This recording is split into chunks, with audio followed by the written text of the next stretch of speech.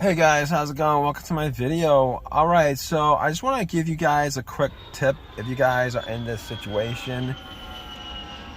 So basically, a couple of days ago, I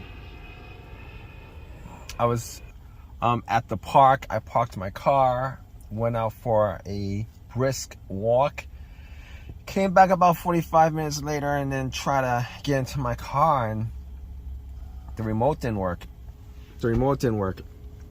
So I was like, all right, so if the remote didn't work, it's probably the remote battery that's dead. That's fine. I've had that situation happen before. Matter of fact, I had that situation happen a couple years ago. So battery's like $6 or whatever. So I took the key out and I got into my car. And funny thing is, I didn't hear any noise. It was completely dead. Didn't make anything of it. Tried to start it. It was nothing. No clicks, no noises, no lights on the dash, nothing. There was no power at all. So at that point, I thought maybe it was the dead battery. At that point, to me, I thought to myself, it's probably a dead battery. Have like many of you have had that situation happen before. A dead battery happens. Dead batteries happen. All right, so, but seeing the batteries maybe like a year and a half old, and I changed it out a year and a half ago. It kind of, you know, I was like, batteries should last a lot longer than that. But obviously, there have been situations. That bad batteries happen, right? Bad batteries happen for whatever reason. So I was like, okay, not a problem. I was like, let me just get my power pack out, my Norco power pack out that I got from Walmart for like $100. Let me just jump it, right? I'll jump it. Alternator will work. It can run with a dead battery. Not a problem. I'll drive it to AutoZone. Actually, I'll drive it to Walmart and get a $70 Walmart battery again. Pop it in. That's what I got the first time around. Haven't had any kind of issues with that at all. So I was thinking to myself, let's do that. So my battery pack was at, I'll tell you guys what, my battery pack was at 50%. But I was like, that's gonna be enough to jump it, not a problem. So I popped it on and I tried to jump it and nothing. So I didn't even get a slow crank. I didn't get any kind of power in the car. No power whatsoever. Tried a couple of times, put the cables in different positions. Nothing. So I was like, maybe the battery terminal cable needed to be clean. It wasn't really dirty. It was kind of dirty, so I just wiggled it out of the way. Cleaned it a little bit with, I had some hydrogen peroxide and a paper towel. I cleaned it up as best as I could. Had a screwdriver that I just pretty much just, you know, tried to get the corrosion off as much as I could.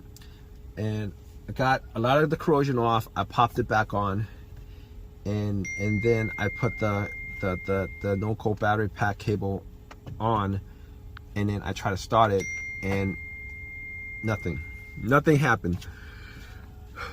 Like before, there was no power, nothing, no power anywhere, nothing. All right, no noises, no power. It's completely 100% dead. So I was thinking to myself, maybe the Norco doesn't have enough power to get to start. But then I was like, you know what? No, that, you know, even if it didn't have enough power to start, even if there was 25% in a Norco, you know, the car would have made like maybe a slow crank, or at the very least, I would be getting some lights on the dash. At the very least, you know, even with a 10% battery pack, once I pop it on, I should be, maybe not 10%, I don't know. but I should be getting some lights or whatever, stuff that doesn't take a lot of electricity. And no, that nothing. So I was pretty sure that it was in the power pack that was the problem, because I was thinking maybe I should get a jump, but then again I think to myself, you know what, jump's not going to work because I'm getting no power at all. I'm getting no power at all. So I was thinking to myself, okay, so I clean the cables, I clean the terminals. What else could cause it? So I tried to follow the negative cable, make sure that it was grounded correctly. All right. Make sure that that was grounded correctly. So I was tugging on it just to make sure that it was tight, and it was tight. And I was thinking, probably wasn't a negative cable. I could just cross that out on the diagnosis list. Cross that out. So I was like, let's check out something else. All right, let's check out the fuse box. Let's check out the relays. But I was like, let's check out the fuse box. Now, there wasn't a specific fuse that I was looking for, to be honest with you. I was just looking to see whether there was any kind of short anywhere, whether some of the fuses were burnt out, whether one of the fuses were burnt out, whether I was smelling anything, whether I was smelling anything burning, whether I saw any kind of brownish, darkish looking coloration on any of the fuses, just to make sure that none of them were burnt out. And guess what? None of them. From my eyesight, from what I was seeing, I didn't see anything that was an issue with it. Now I was thinking about maybe the relays, but I don't think there's a main relay to the battery. As far as I knew, I didn't think there was a main relay to the battery. So I was thinking to myself, all right, what could be causing this? Because it seems that there's no connection at all from the battery to the fuse box, to the rest of ECU, to the car. So I was looking at the cables themselves, just to look at them, and I noticed that the positive cable has this it's called, what is it called? It's called a fusible link is what it's called. And now that I know that it's called a fusible link, but looking at it, they have these little tiny windows, mini windows, and if you guys look close enough, all of them actually has this little fuse wire, metal fuse wire that connects one end to the other. And I was looking at them, and a couple of them actually looked like they were burnt. So I actually took my screwdriver and took the little plastic window off, and yeah, it was you know, the fuses, that's what it's called. That's what a fuse is. It's just a different type of fuse on the battery. And I noticed that was burnt. So I actually took my screwdriver, and what I did was I actually popped it onto the fuse just to connect the two ends.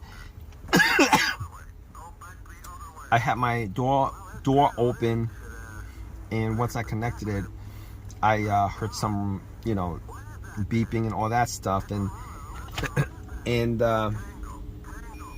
at that point I knew that it was that was causing the problem, because I had power at that point.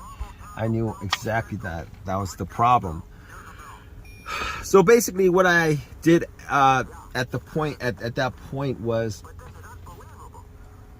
I had some tools, and couple of things that I normally keep in my car, and I was trying to see whether I could actually just patch up the two ends, just to see whether I could get it to maybe drive it to an AutoZone or whatever. But I didn't. I X'd out on doing that because I really didn't want to cause another situation, maybe a bigger situation, by doing that, because fuses exist for a reason, and I couldn't figure out why it blew out, and I don't want to. And it blew out at a certain amp for a certain reason. and I didn't want to cause a bigger issue. So what I did was I actually called AutoZone, and normally they have these in stock because most Nissans and Infinitis have these fusible link, or if not all of them have this fusible link on the battery. So they always have this in stock. They're always interchangeable because Nissan and Infiniti, they actually use these on all the batteries. But I thought to myself, yeah. So I called AutoZone. They had it. I took a Uber, called a Uber, took a Uber to AutoZone, and came back and popped it back in and started. It started fine. It works fine. It's been working fine. No issues whatsoever. So if you guys find yourself in this kind of situation where you guys are in a need of a quick fix, and you know it's not the battery that's the issue, and you guys have no power whatsoever, and you guys try to jump and it doesn't jump, doesn't start, it seems like there's no electricity going through it, look at this. All right, definitely check out your fusible link to make sure that your fusible link does not have any issues. It's not blown, the fuse is not blown, etc., etc. Because majority of the time this situation causes these kind of electrical disconnect between the battery and the fuse box. So anyway, hope you guys like this video. Guys, have any comments, please leave a comment in the comment section. Please subscribe, please give me a thumbs up, all that good stuff, right guys?